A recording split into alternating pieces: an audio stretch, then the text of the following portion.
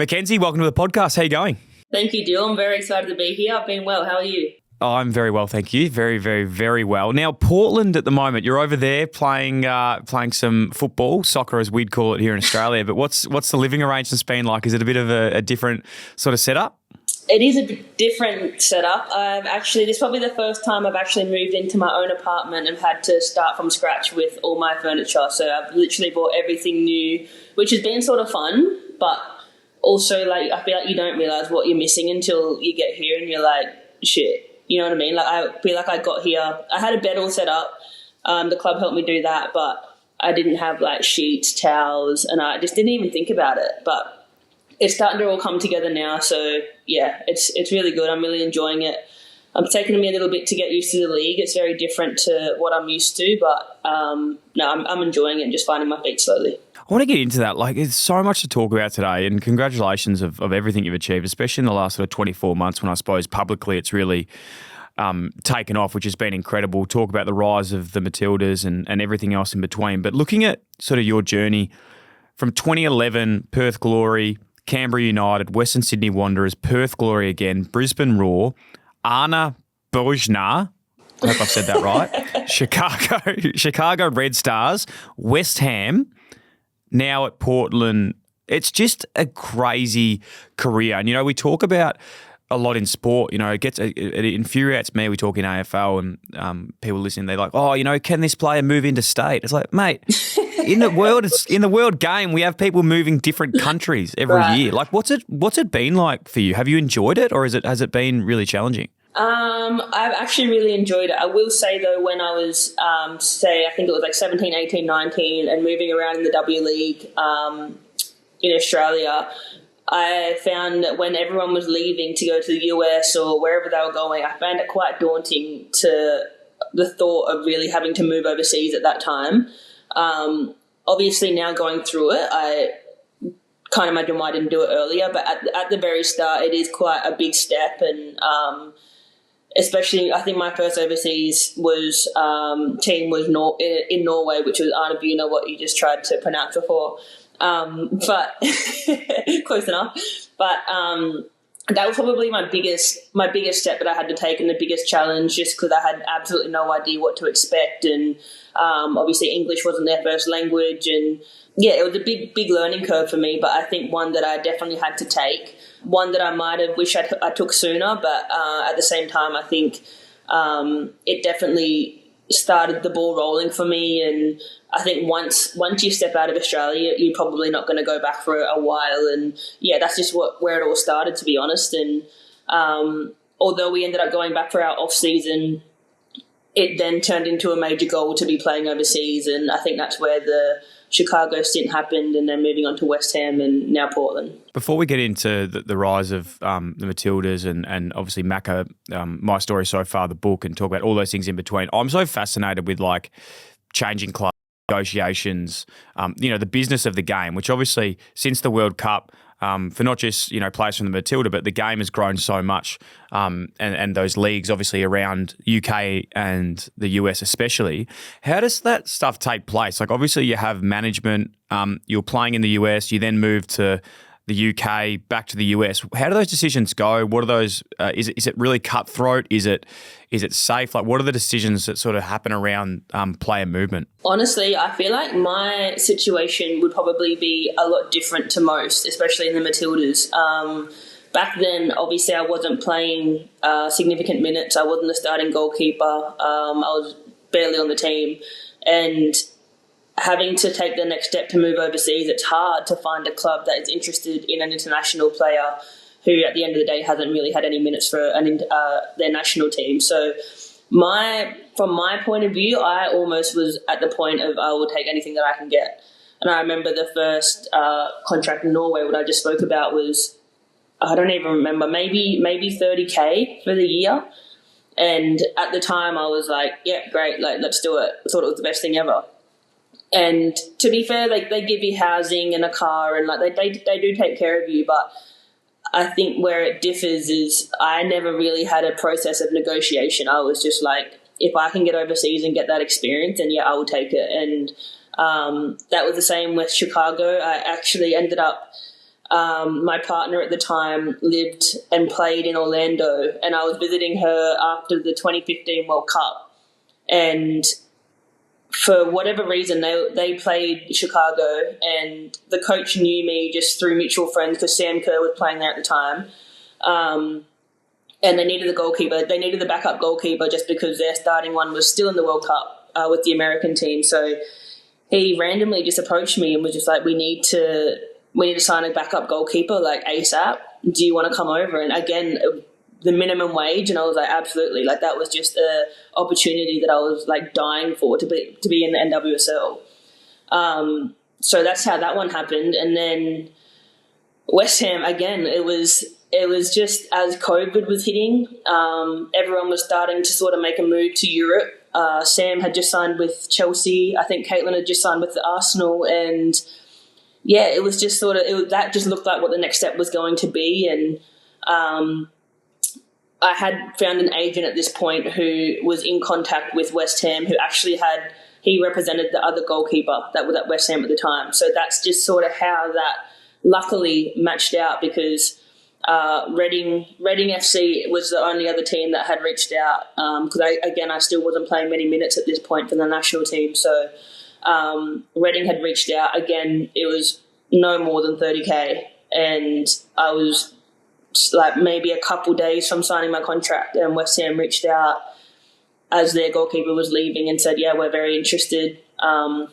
It might have been only 5K more or something, and I was like, absolutely, like, yeah, put me down. And yeah, and within a couple of weeks I was over playing for West Ham. So I feel like in terms of contracts and how that all happens, Portland has been the very first time that a team has approached me that want to, do all the works and try and buy you basically. So that was a different experience for me as well, one that I was pleasantly surprised to be a part of. But yeah, before that, I was just whatever I could get. It's so cool. I love that journey, and it's something that, people that might be listening to this, sometimes you don't get those sort of little tidbits of like how hard it is to actually become an elite athlete, and the sacrifices that you need to take to, take a 30 grand contract for a year, move overseas, become a second goalkeeper to then hopefully get that opportunity to take the first place. Can I ask you this? I'd love your absolute, pretend no one's listening to this, because there's probably the correct answer to what you can say versus what the truth is. But the reality is in soccer, there's one goalie that's on the field. And you're talking about those times where you're trying to get those minutes. Obviously, team success, winning World Cups, winning games, and team success is what it's all about. But at the end of the day, you want to be that number one goalkeeper.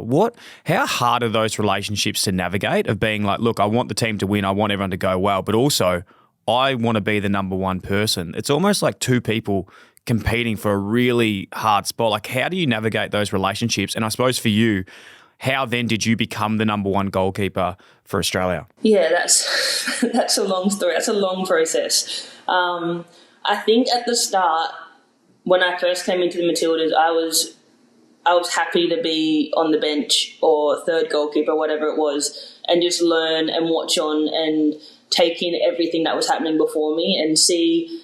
I remember at the time when I did come in that Lydia Williams and Melissa Barbieri, who were the two number ones before me, they were actually battling it out at the time for the starting spot. And I remember just being able to sit back and watch that and just think like, well, that's pretty hectic to be a part of. And like, I don't know, it was just a lot to, I guess, it was really eye-opening to the reality of the position. And I don't know, it's a hard thing to navigate, I guess, wanting the best for each other, but wanting the best for yourself as well. There's definitely been some tougher times where when Tegan Macca came in, for example, and, I feel like we had been there for a while and Tegan came in and she was playing well and I wasn't playing great. And at the end of the day, she ended up taking my position. And that was a hard pill to swallow, considering how hard I believed I had worked. But also looking back at that decision now, I can understand why that decision was made.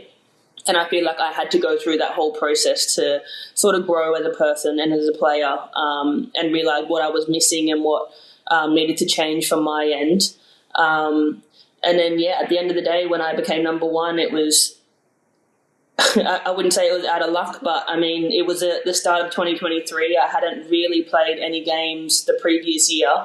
And I came into camp. It was the Cup of Nations, and Lydia and Tegan, I think, were both injured at the time. So it was almost like, well, who else are we going to put in? So, but I think when I went in, I was enjoying my time at West Ham. I was playing well. At the end of the day, I had nothing to lose, and I just thought, let's just go into it. Let's enjoy ourselves, take all the pressure off me, because, like I said, I had nothing to lose at that point. So I just remember the feeling of going into that game. I played well, and I just remember wanting to hold on to that feeling and sort of realising that I was able to tie in what my emotions were before and after the game.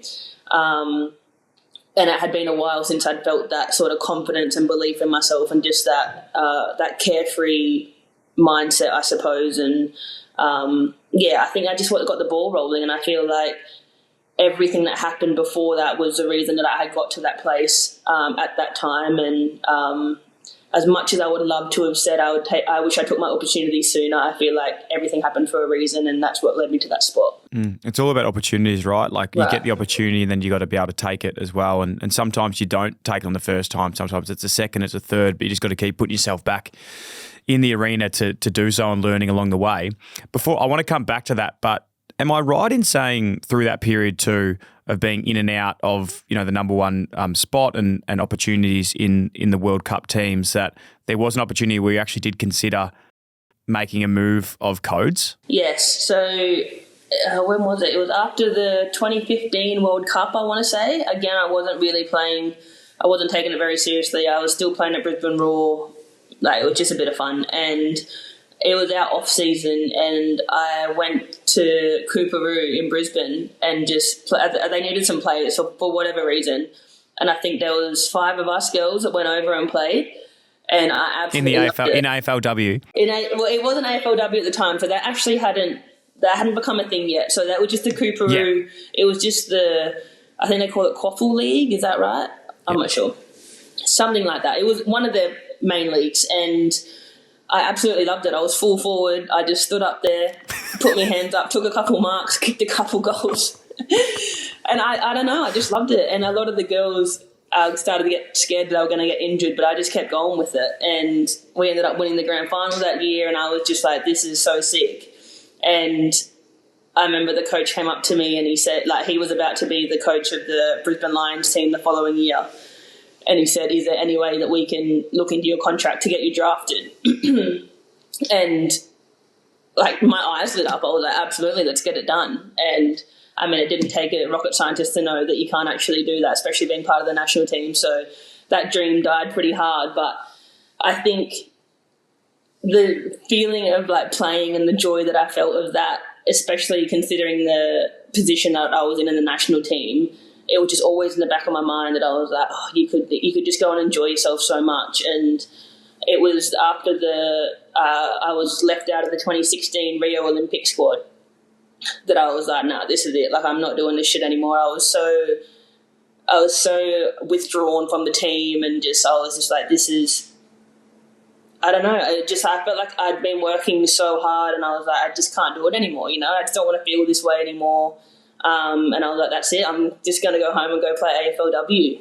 Whether I would have still got into the team at that point is another question. But that's just the feeling I remember playing AFL was just one that I wanted to go back to. But again, everything happens for a reason. I ended up staying on that tour as the reserve player for the Rio Olympics, and that was probably the tour that challenged me the most, but allowed me to grow the most as well as a player and a person. And I think not being a part of that team made me who I am now. So yeah, again, I believe in everything happening for a reason. So that was that. I think, like, we've chatted so far about, so many things, but a lot of it does come back to, like, sport and even just life in general, not being too, philosophical here about it all coming.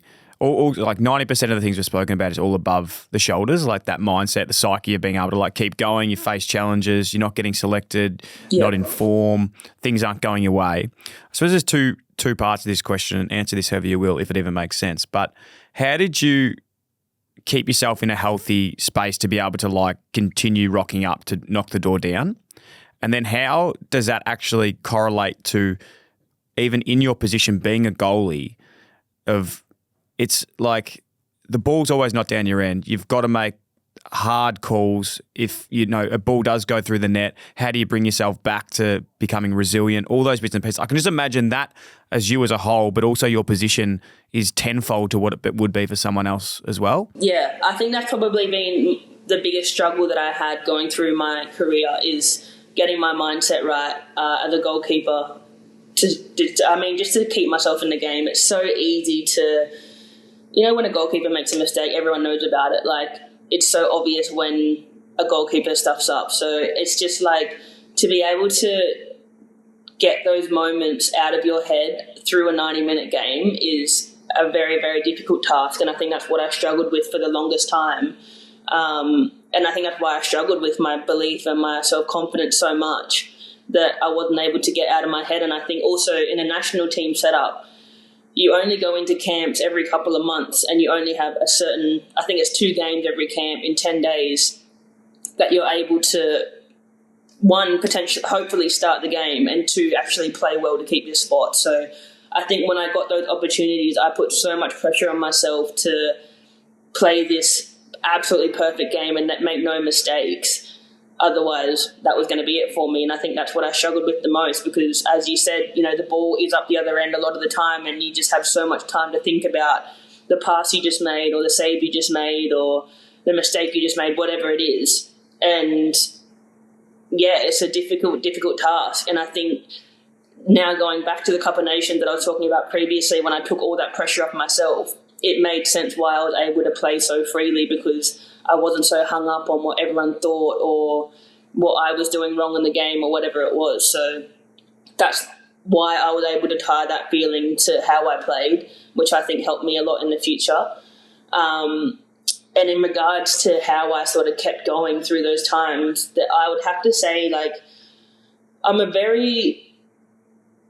wouldn't say I'm outgoing when I'm comfortable, but I'm a very social person. I love to be around my friends, have a laugh.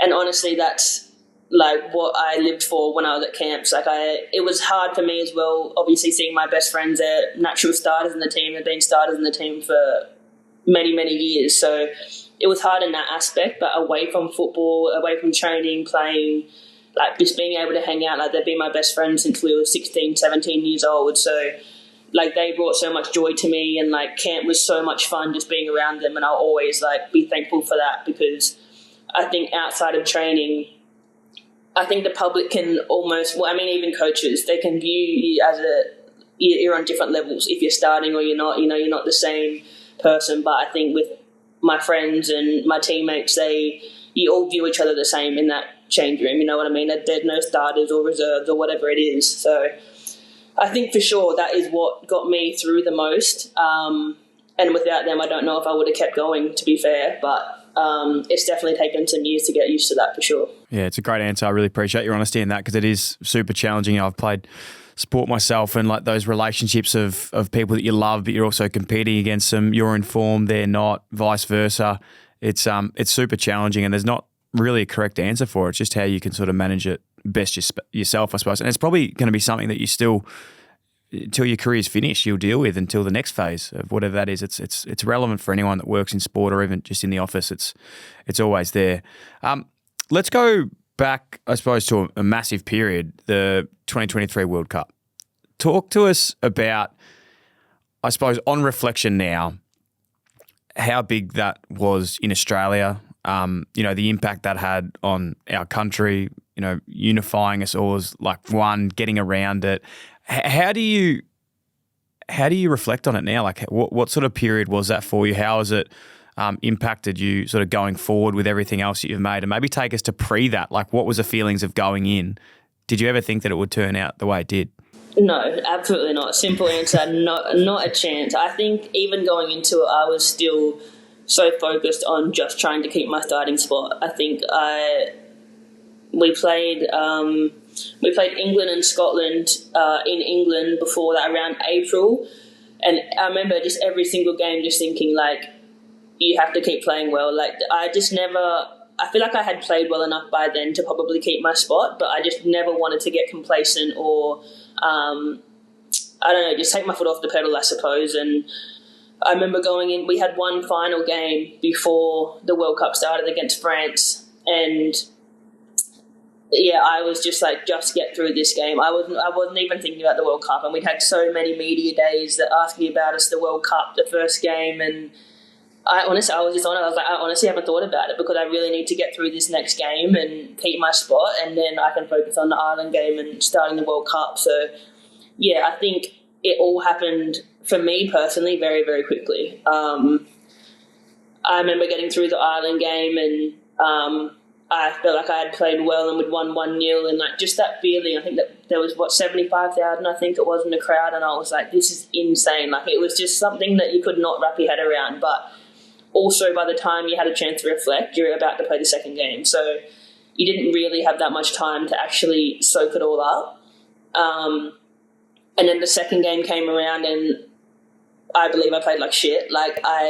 That was just a write-off game for me completely. So I just sort of went through a roller coaster of these emotions throughout the whole thing.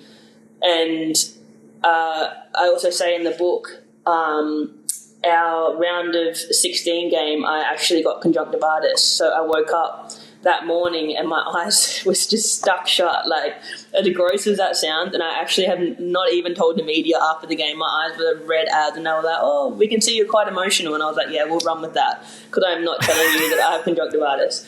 But anyways, so then I was worried about that the whole game. So again, I didn't have a chance to like soak everything up or take it all in. And I don't know, it really wasn't until after the semi-final that we had lost and I had gone home, and I was out for a walk with my mum, just on the beach with the dog, and a lady came up to us and she was like, oh, Mackenzie. And I looked at mum like, who's this? Like, is this a neighbour, or like, who's this? And straight away she asked for a photo, and I was like, holy shit, like, this is crazy that I've actually, especially for me, because I feel like in the past, I mean, I've said this before, that I could walk down the street with my jersey on and no one would have a clue who I was. And now I'm all of a sudden getting noticed on the Gold Coast, just walking the dog. You know what I mean? It was just like, it was a very, very big switch up, and one that I wasn't expecting. But yeah, to look back now and realise what that game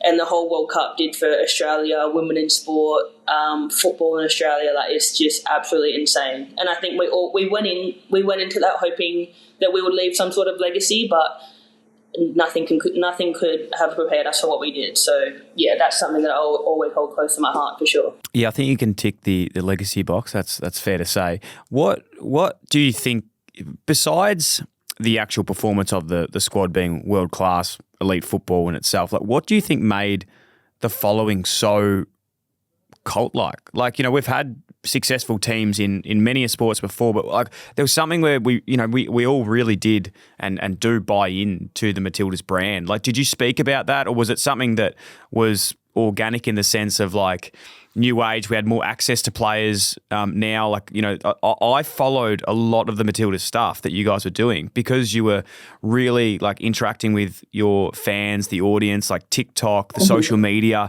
It sort of felt like we really knew you guys, if that makes sense. So do you think that was something to do with the following of the game as well? Yeah, I think so. I think the public can really relate to us. I think we do, like you said, we do just put out anything. Honestly, we don't really think about it. Maybe sometimes we should think about it a little bit more than what we do, but I think myself especially, like, I find that I'm the most comfortable with this kind of thing when I'm myself and I can just say what I want. I think even in a press conference, I swore, I think I said shit or something, and everyone was like, ooh, and I was like, honestly, like, if I don't start talking like this, you're just going to hear a bunch of nonsense that I have no idea what I'm saying.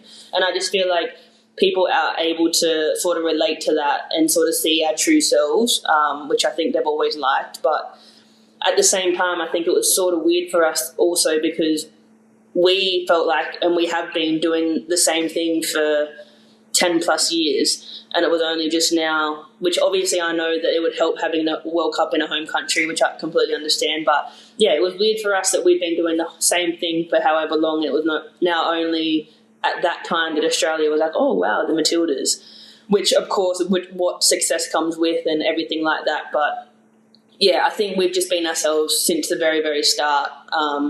And it was only a matter of time before people started to jump on the wagon with us. So cool. Let's go to the final with the penalty shootout. Sorry, my soccer terms is fantastic. You can tell I've grown up with football as my home game. It was obviously a massive game. I remember we actually were at the footy that night in Melbourne, and the game was on and everyone in the stadium was watching this game. Like, it was unbelievable. What are your memories of the game? I know you played a big role in that game. There was some, obviously you were goalkeeping, but then also had your own chance at the penalty as well, then had to go back and be in goals again. Like, how do you feel about that game? What are your memories? What was sort of going through your mind post that? Before the penalties, honestly, I don't remember much. I do remember a feeling in extra time, and I think it was like the last 2 minutes, and I just thought, honestly, like, anyone score. I was like, I don't care if it's them, I don't care if it's us, please someone score, because I do not want to go to penalty shootout right now. I was literally like, anything, please. And I remember just watching the clock thinking, holy shit, this is about to happen, we're going to penalty shootout. And as soon as the whistle went, I just was like, holy fuck. I remember I was just like stressing, but I went straight over to my goalkeeper coach, because he's such a calm guy, and like, he obviously has so much experience with the Socceroos and everything, and he knows how I work. So I went straight to him, and he was just talking. He actually at the very start was talking a little bit too fast, and I was like, all right, well, let's just chill. And he was like, no, you're right, all right. And then he just stopped and he took a step back and he was like, you good? And I'm like, yeah, I'm good. And he just sort of calmed me down and just brought me down a little bit. Until we were sort of just like to the left of the huddle where all the team were talking, and I just remember hearing Tony, our head coach's voice, and he was like, Macca, and I turned around and he just held 5 fingers up, and I was like, you're taking the piss. I was like, you are not actually telling me that I'm about to take the 5th penalty. And I looked at him and I said, 5, and he was like, yeah, and I was like, shit. And then he was like, you good? And I was like, yeah, I'm good. And I was like, oh, in my head I was like, oh my God, like, no one told me this was going to happen.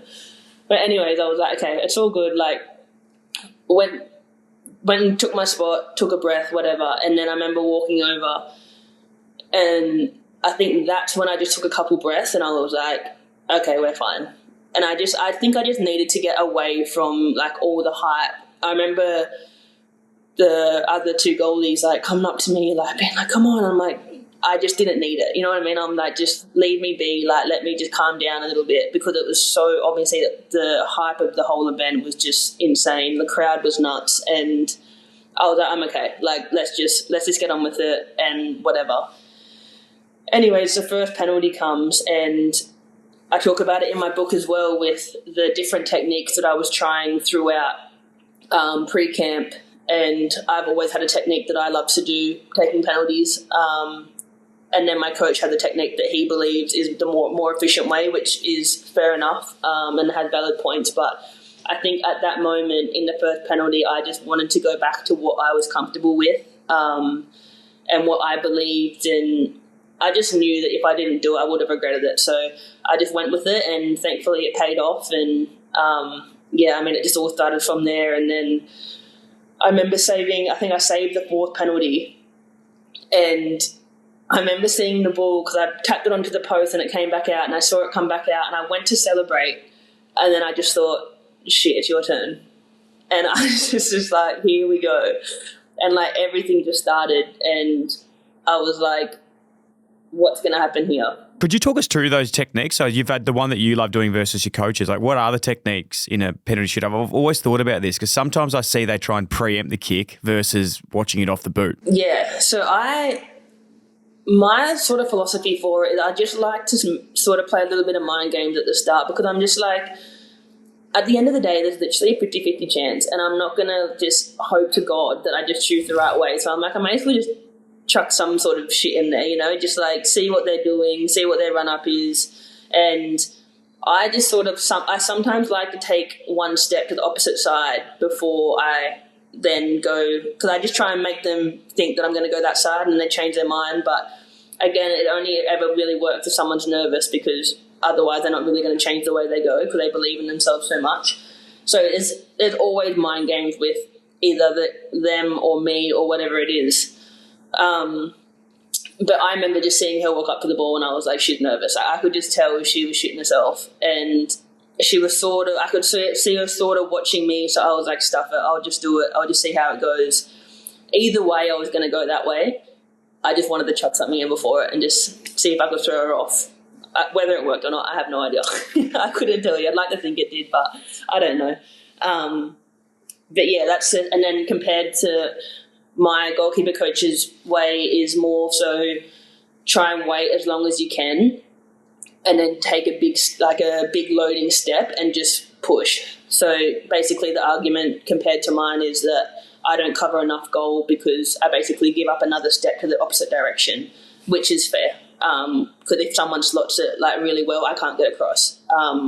So yeah, there's definitely pros and cons to both of them.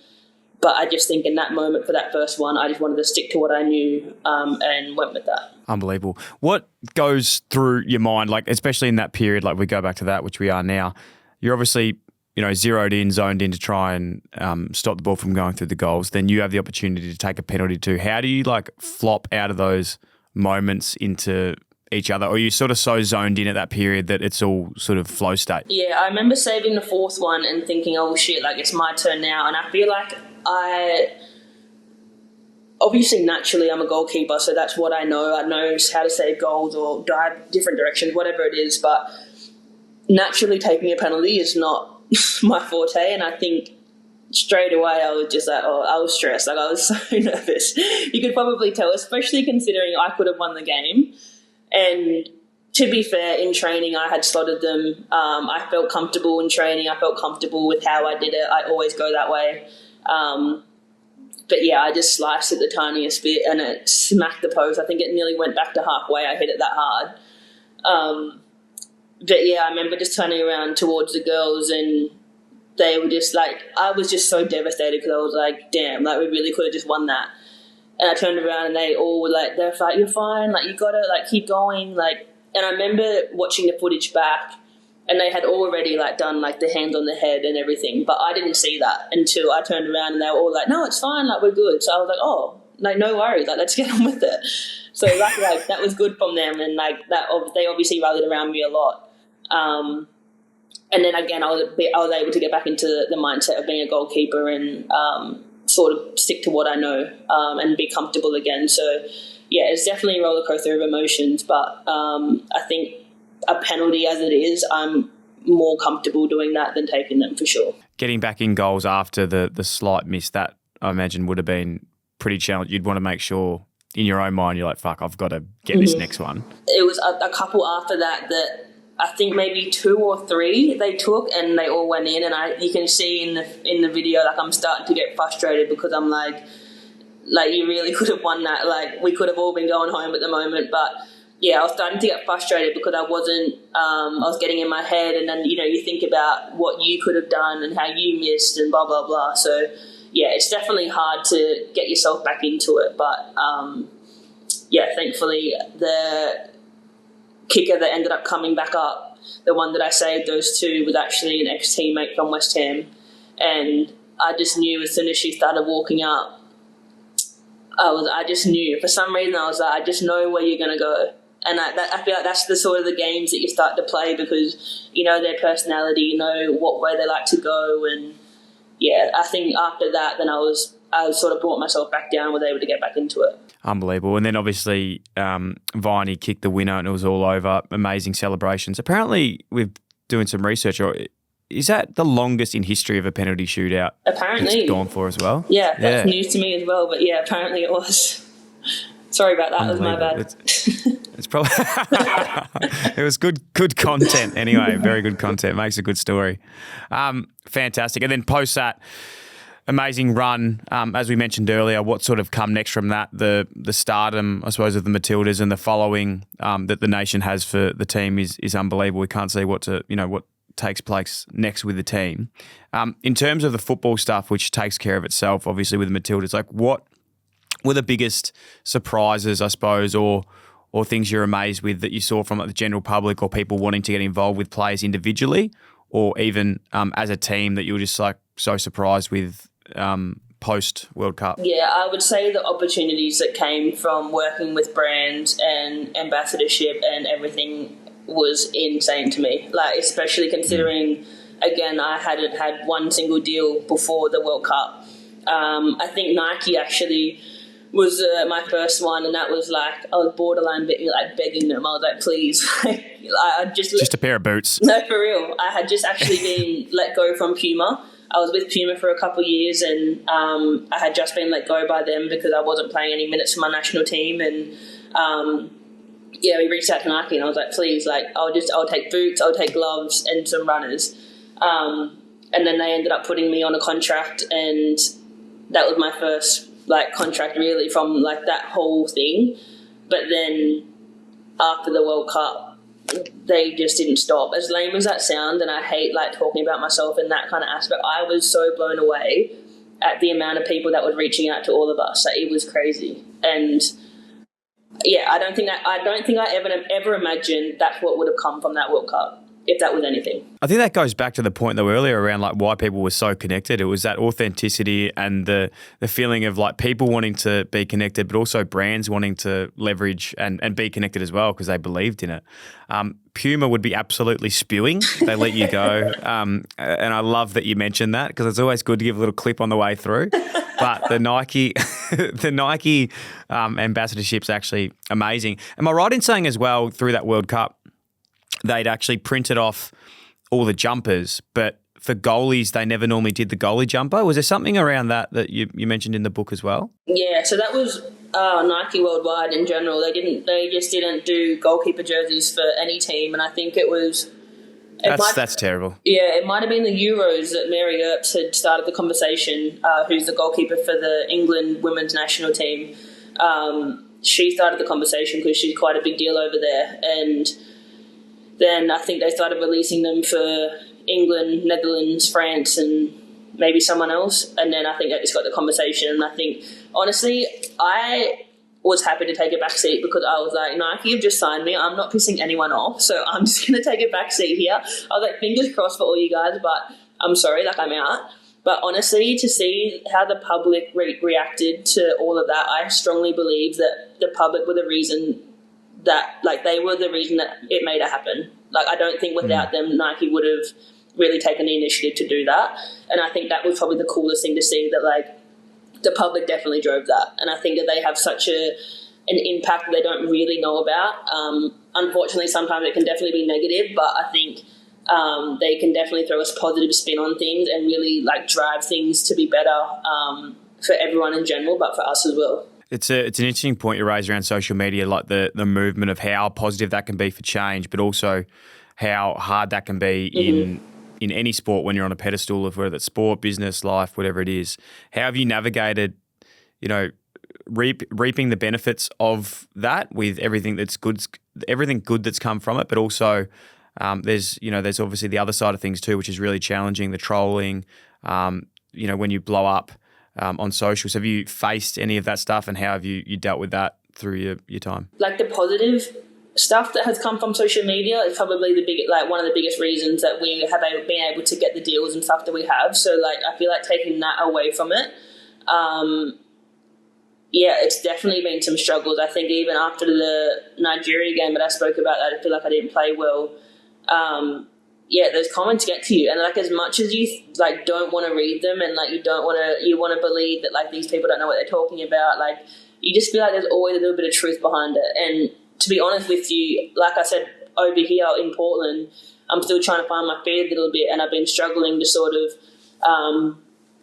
get used to the league. It's just a little bit different to what I'm used to, so I've been trying to just taking my time over here. And honestly, for the first time ever, I've just not read the comments, and it feels great. Like, I've finally taken that mindset just to be like, just give yourself a break. And I think it's because I know I can play better, and I know that people are expecting more. I don't need to read it. I don't need to see what everyone's saying. So, there's definitely some pros and cons of it, but I think you just need to believe in yourself, and you know what's right from wrong at the end of the day. You know if you played well, if you haven't. You don't need to listen to John and Billy talk about it on social media. So, there's definitely been some lessons from it, but, it just comes with the sport. Yeah, it's a hard one, isn't it? Like, there's the positives and negatives. It's they're always going to sort of counterbalance each other. We had an awesome podcast once, and I do reference this a little bit, but it's just because it's had a profound sort of impact on me. But we had Jonah Oliver on the show, who's worked with the Australian Olympic team. I don't know if he's done some stuff with the Matildas, but he's a performance psychologist, and he just referenced this thing saying, like, it's the price of admission sometimes, like around, if you want to be the best in your field and you want to be doing what you do, you're going to have things that are challenging along the way. And it's just where you can pick, what those things are, have coping strategies to sort of get through it. But at the end of the day, if you're doing something great, like, there's going to be some other factors that are pulling you in other directions. So if you don't want to face any adversity in your life, like, you can sit in a bedroom and not, do anything cool. But unfortunately, you're doing great things, so people are going to have something to say about it.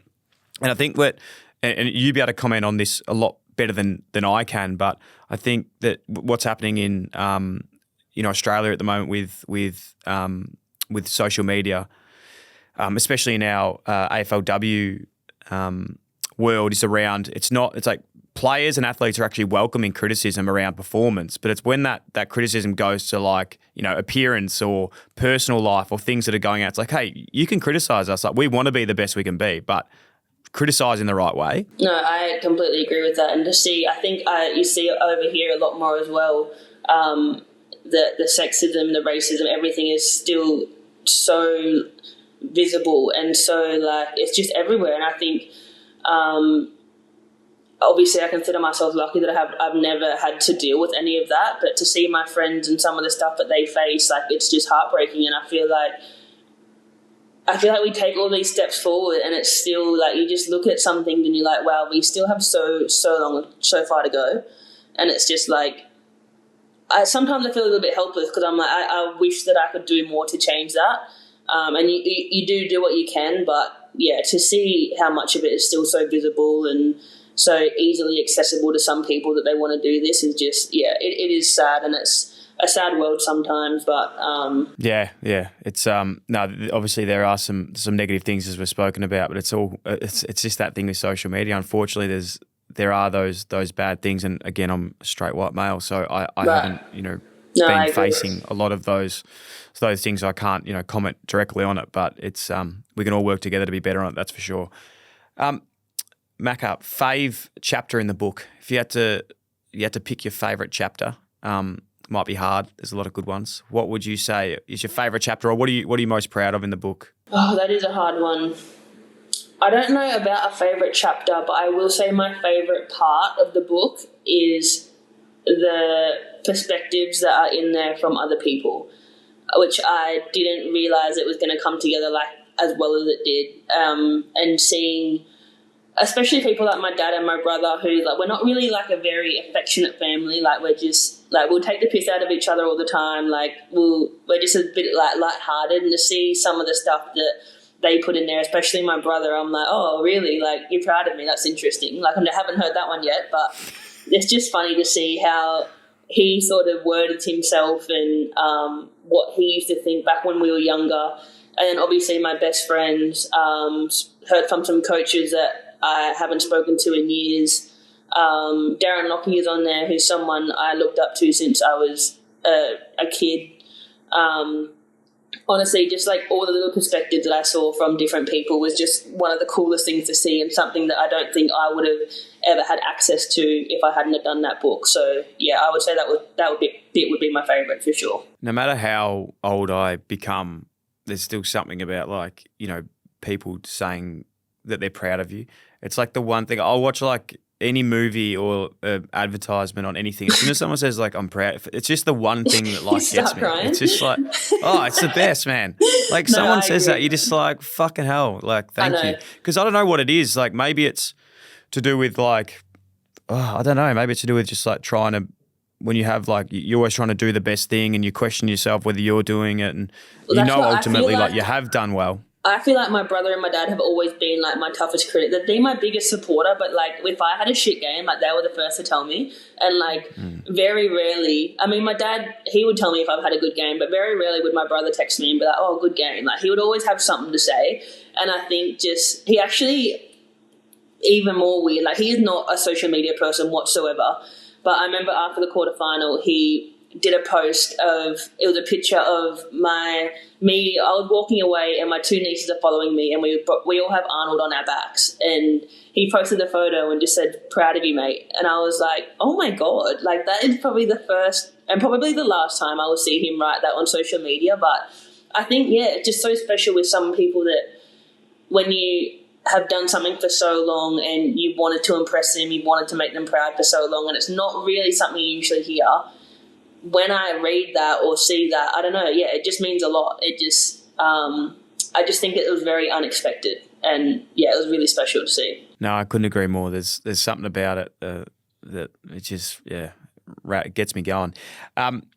What's next for you? What's goals for this the remainder of this year, this season, and then even ultimately what lies for you post-football? Have you ever given a thought about what you want to do? Obviously still a long time left, but do you keep one eye on the future? Is there something that you are passionate about? And also, where do you see yourself ending up? Do you want to live in the States, UK? Would you ever come back to Australia? What have you thought about these things? Jeez, Dyl, like hit me with the hard questions. Oh mate, this Made me is think about it.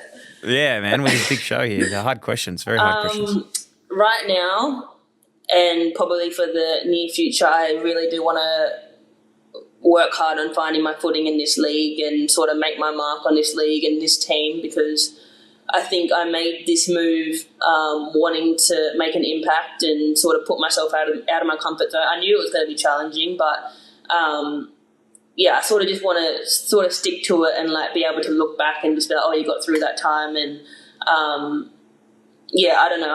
I'm really focused right now. I'm trying to just get myself through the rest of this season, and then start fresh next season and just go from there.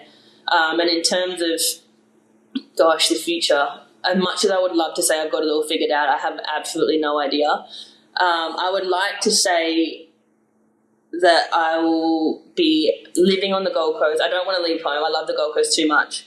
I will end up back there at some point, and maybe have my own goalkeeper business, my own goalkeeper academy maybe. I don't know. That's just like very, very far in the back of my head. Like I can barely see it, but it's there. So we'll see. Yeah, in the Gold Coast, I'm just trying to picture you and where I'd see you sort of frequenting. Are you sort of like a Burley Pav sort of girl? Are you like a Ripley's Believe It or Not sort of girl? Or are you more of like a 3-park Superpass type character? Like where would you be frequenting your time? I actually live in Mermaid Beach, Nobbies area. So I try and stick to that part. Alfred's, all around that sort of area. I don't mind a bit of Burley Pav every now and then, but I stay far away from surfers. You won't find me there, that's for sure. But definitely by the beach with a coffee and with my dog. Not saying no to the 3-park Superpass though, obviously. I don't know, maybe. We'll see. Hey, the collaborations, so speaking of Alfred's apartment, Ed and the guys love what they're doing. Absolutely. It's such a cool scene, the Gold Coast. Like I've actually met a lot of cool people there in the last sort of 12 months that is really, it's really underrated for like creativity and some awesome brands coming out of the Gold Coast. I know you're super close with Ollie as well, a mutual friend of ours, Ollie McDonald, who's been on the show with his brand. Ollie, you did the collaboration top with him that sold out in absolute minutes. I reckon it's the second best collab he's ever done behind the Dyl Friends one. Second best, you reckon? No, I joke. I think it was your collab, then Daylight, then maybe 10 others, then ours. But how did you find doing that as well? That was obviously a pretty massive thing. To have your own bit of clothing that sold out in absolute minutes, had to restock it as well. Yeah, that was actually crazy. I've known Ollie since I lived in Perth back when I was like 16, 17, and he was still, I think it was Common Grounds that he was still selling his shirts out of. And I remember even back then, who knows how many he sold, but he was still willing to just send us out any for free that I wanted. And he's always honestly been the best guy. And we'd sort of kept in contact, but we hadn't spoken for a while, and then just randomly, which was sort of weird because I wanted to make something at the World Cup. Me and the girls had sort of spoken about it, and he reached out at literally the perfect time, and it was so like, it happened like that. Like, he just DM'd me and he was like, should we do a shirt? And I was like, literally, let's do it. And he drew it up within not even 24 hours. Like, the amount of talent that guy has is insane. And then within a couple days, he was over in Brisbane taking a photo with me coming to the game. Phoebe came. I met Phoebe. And, yeah, it just went from there. And then we did our jerseys as well. And, yeah, honestly, I love him to death. And it's probably the coolest thing that I've ever done. And it wouldn't have happened without them. So, yeah, very appreciative of them. Nah, he's an absolute star. We'll make sure we get some links. I know it's not available anymore, but we'll show everyone what you got up to. Hey, last one. If anyone's ever heading over to Portland, what should they do? You really put me on the spot with that. I haven't really heard as much to do in Portland, but I will say that they do have decent coffee, I won't lie. I think that's probably one of the better places here. But yeah, Portland is a very interesting city. I do like it so far, but maybe just come to a Thorns game and we'll go from there. Yeah, okay, lock that in. I do find it so fascinating, like international sport, Australians living in, Portland's probably, like, to be completely honest, I hope I'm not offending our Portland listeners, but it's probably not the first place that tourists head to.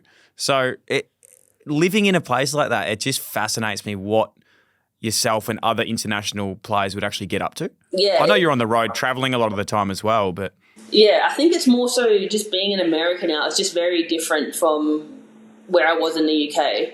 I would say it's a little bit more similar to Australia, just in terms of like maybe a little bit more modern. But in saying that, like, I've actually really enjoyed it, and I think just having my own place and like I like water. I overlook the water, but like, I don't know, like, just the vibe. I just really like the vibe. It's just more chill. But yeah, in saying that, I also haven't had 10 days off to try and figure out something to do. So I'm quite busy at the moment. But yeah, I mean, if you like a hike, apparently there's some good hikes around here. I don't know. You won't catch me on a hike. But. In terms of playing in UK and the US, like, are there vast difference, I suppose, of the leagues, but also of the supporter bases and the visibility of the game in both countries? Like, is it bigger in the UK than it is in the US, women's soccer? It's hard to say because I feel like men's soccer, football in the UK is insane. Like, they live and breathe that over there. But women's football, women in sport, I mean, to be fair, sport in general over here is insane. They just jump on, literally, they've got the college football. All their college sport is just next level. They've got the NFL. I wouldn't say soccer is probably like high up there on their list, but I will say in Portland, the amount of crowd that we'll get like at least 15,000, 20,000 most games. And I think that's starting to grow all over the league. So I think it's just the desire to support a sporting team over here is massive. And the amount of money they're now starting to push into women's sport is crazy. So yeah, I definitely think it's pretty big, but there's definitely some growth to be had, and I think it's coming pretty soon. Do you follow a lot of that stuff around the leagues, and you look at like Beckham with LA Galaxy and then Messi with, I think it's Miami, those bits and pieces? Like, do you feel like that's had an impact in the US in soccer in general, its notoriety? Like, do you feel like that is growing the game? Yeah, I do. I think even you can see it's like WNBA girls starting to get some ownership in NWSL teams and vice versa. And I think that's like it's a cool thing to sort of be like, you sort of feel like you're a part of it, like you have some sort of ownership. So yeah, I think that definitely drives different things. You even see like Ryan Reynolds with Wrexham, which you would never have a clue who Wrexham was, before that. So yeah, it definitely changes it and drives a sense of support.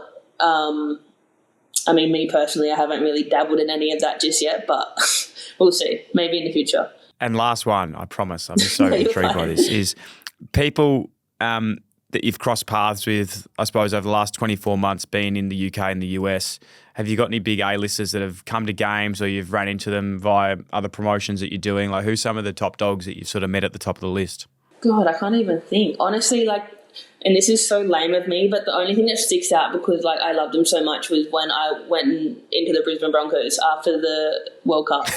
Like I can't look past. I'm like, yeah, like massive, and everyone's like, no one cares. But I loved it. I couldn't believe it. I was in the Brisbane Broncos, and like some of those boys are literally like my friends now, and I'm like, this is so lame to say. And like one of my best friends plays for Storm. Like I'm literally like such a loser, but I think because if I look back and like told my 6 or 7-year-old self that I went and she would have gone insane. So I just think it's a really cool thing a bit of a full circle moment, you know? Nah, I love it, Mac. You're an absolute star. I really appreciate your time today. Congratulations on your book. We'll have the link in the show notes, and hopefully we can catch up soon. Whether I'm in Portland traveling, or maybe on a holiday, or you're back in Australia, we'll make sure we catch up and link up again. But yeah, should be incredibly proud of yourself. Thanks for everything you've done, and can't wait to keep following the journey. Thank you, Dyl. Appreciate you. It's nice to be here.